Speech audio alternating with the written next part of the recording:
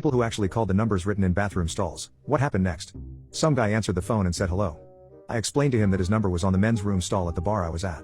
He immediately started yelling about his ex. What the F is that bitch doing? I swear I'm going to end her. After I calmed him down, he asked me where this was and I told him the name of the place. He apologized and asked if I could wait there. About 10 minutes later, he walks in wearing a pizza uniform. It's just some kid. Him and I get to talking and he's telling me about his crazy ex-girlfriend who he found in bed with his dorm mate. After he caught her, she flew off the handle. She tore up his microbiology final and threw his pet hamster across the room. The hamster did not survive. He goes on for a few minutes and I'm even feeling slightly rage-filled about how much of a terrible person his ex was. I asked him if I could buy him a drink because he looked like he could have used one. Sure, he replied. Then he called up his boss and told him he was taking a dinner break. This kid Steve asked me if I had any idea how he could get revenge on her. So I came up with a plan. I asked Steve where his ex lived. Then I called the pizzeria he works with and ordered the house special, with no mushrooms. But I tell them I want Steve to deliver them.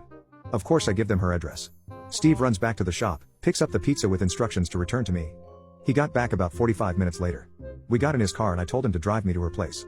When we got there I told him, just lean the seat back and stay hidden. I got this. I went up to the porch of the house and rang the doorbell. Nothing. I waited a couple moments and rang again. I started looking around and happened to notice a curtain pushed open and a head looking out to the driveway. Suddenly I hear, that idiot is stalking me. I'm guessing she recognized the car. A couple of other loud voices seemed to emanate from the other side of the house but I couldn't make out what they were saying. I hear a couple of loud footsteps and then the sound of the front door unlocking. What appeared was this petite redhead, who, despite being in a fit of rage, was actually quite stunning. She started to yell, but quickly stopped when she realized that I was not Steve. I told her that I was the manager of the pizza place and heard that he broke up with her. I continued and lied to her about some pictures of her that Steve had on his phone. I told her that I really wanted to get in touch with her as I'd been recently divorced and thought Steve was a piece of garbage at work. I added on to the charade and told her that I wanted to get revenge on him. She seemed to open up to the idea that he was going to be fired from the job and would go along with any idea of doing something to crush his spirit. Then she asked me what I was going to need in order to put my plan in action.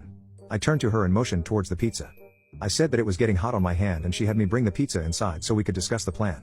She asked about Steve's car and I told her that it was actually a coincidence. We worked out a devious plan to set up Steve and ate some pizza while I talked about his downfall. When all of this was done, we slept together. 20 minutes later, on the way out of her house, I stole $500 from her wallet without her noticing.